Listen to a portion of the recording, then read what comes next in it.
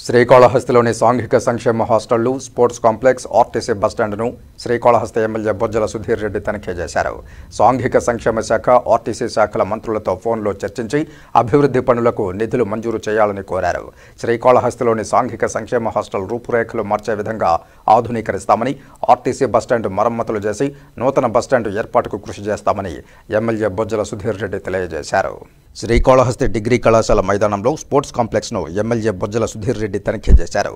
Sports కాంప్లెక్స్ను ఆధునీకరించి యువతకు ప్రతినిత్యం వ్యాయామం, క్రీడలు ఆడుకునే విధంగా చేయాలని శాప్ చైర్మన్ రవినాయుడును సుధీర్ రెడ్డి కోరారు. ఇప్పటి వరకు పనులు చేపట్టకపోవడంపై ఎమ్మెల్యే అసంతృప్తి వ్యక్తం చేశారు. వెంటనే పనులు పూర్తి చేయాలని సంబంధిత అధికారులను ఆదేశించారు. సాంఘిక సంక్షేమ శాఖ మహిళా హాస్టల్లో ఎమ్మెల్యే బొజ్జల సుధీర్ రెడ్డి తనిఖీ చేశారు. విద్యార్థులను అక్కడ సమస్యలను అడిగి తెలుసుకున్నారు. హాస్టల్ మొత్తం పరిశీలించి హాస్టల్లో ఆధునిక వసతి సౌకర్యాల కల్పనకు హామీ ఇచ్చారు. సాంఘిక సంక్షేమ శాఖ మంత్రిని ఫోన్లో సంప్రదించి హాస్టల్ మరమ్మతులకు సౌకర్యాల కల్పనకు 25 లక్షల రూపాయలు మంజూరు చేయాలని కోరారు. అదేవిధంగా ఏరియా హాస్పిటల్ రోడ్లోని బాలుర హాస్టల్ను కూడా తనిఖీ చేసి ఆధునిక సదుపాయాల కల్పనకు సంబంధిత అధికారులను కోరారు. శ్రీకాళహస్తి ఆర్టీసీ బస్టాండ్ను ఎమ్మెల్యే సుధీర్ రెడ్డి పరిశీలించి అక్కడ అధ్వాన పరిస్థితులపై అసంతృప్తి వ్యక్తం చేశారు. ఆర్టీసీ శాఖ అధికారులు మంత్రులతో ఫోన్లో మాట్లాడారు. ఆర్టీసీ బస్టాండ్ అధ్వానంగా ఉందని వెంటనే మరమ్మతులు చేయడానికి నిధులు మంజూరు చేయాలని కోరారు. ఆర్టీసీ బస్టాండ్ను పట్టణానికి బయట ఏర్పాటు చేసే విధంగా చేయాల్సి ఉందని, ప్రస్తుత బస్టాండ్ మరమ్మతులు చేయాలని సంబంధిత శాఖ మంత్రిని కోరారు. ఈ కార్యక్రమంలో పట్టణ పార్టీ అధ్యక్షుడు విజయ్ కుమార్, మాజీ marketing committee chairman Chenchaiah Naidu, కంటా రమేష్, మాజీ కౌన్సిలర్ బషీర్ తదితరులు పాల్గొన్నారు. ఇప్పుడు ఇవన్నీ వేరే హాస్టల్ కూడా ఉన్నాయి. దయనీయమైన పరిస్థితి ఉందండి. దయచేసి దాని మీద దృష్టి పెడతాం సార్. నేను సీఎం గారిని, కన్సర్న్ మినిస్టర్ రిక్వెస్ట్ చేస్తున్నాను. దయచేసి దానికి 5 లక్షలు 10 లక్షల ఫండ్స్ సరిపోవు. కనీసం ఒక్కొక్క హాస్టల్కి 25 లక్షలు 30 లక్షలు కావచ్చు అవసరం ఉంది.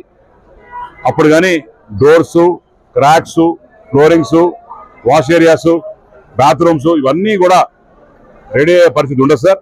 దయచేసి మీ ప్రెస్ మీట్ ద్వారా నేను గవర్నమెంట్ కోరుకుంటున్నాను. నెంబర్ 1. నెంబర్ 2, ఈరోజు ఇక్కడ బస్ డిపో రావడం జరిగింది. కాలేజ్ బస్ డిపో ఎంత దారుణంగా ఉందంటే బస్ డిపో కూడా ఇప్పటి వరకు ఎవరు పట్టించుకున్న పాపను పోలే. ఎక్కడ చూసినా సరే మొత్తం పెచ్చులు రాతామని దారుణమైన పరిస్థితి ఉంది.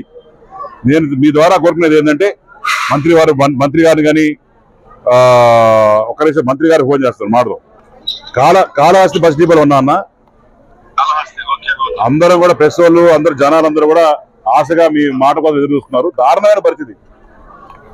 వచ్చే పరిస్థితికి ఒకటే ఒక రెస్ట్ రూమ్ ఉంది, బాత్రూమ్ ఆడోళ్ళకి. వీళ్ళ కండక్టర్స్ కి వాళ్ళకి కూడా ఎటువంటి ఫెసిలిటీస్ లేవు. రెస్ట్ రూమ్స్ ఎంత తక్కువైనా సరే ఒక 15 రెస్ట్ రూమ్స్ కావాల్సి వస్తుంది.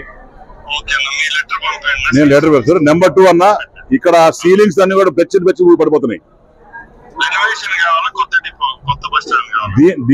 దీన్ని యాక్చువల్లీ దీని మొత్తం డిపో కూడా బయటకి షిఫ్ట్ చేస్తే బెటర్ టౌన్ కన్నా.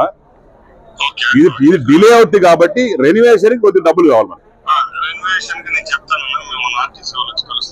దయచేసి రిక్వెస్ట్ అన్న, ప్లీజ్. థ్యాంక్ యూ అన్న.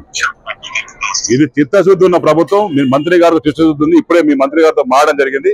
ఈ రకంగా నేను పనిచేస్తా.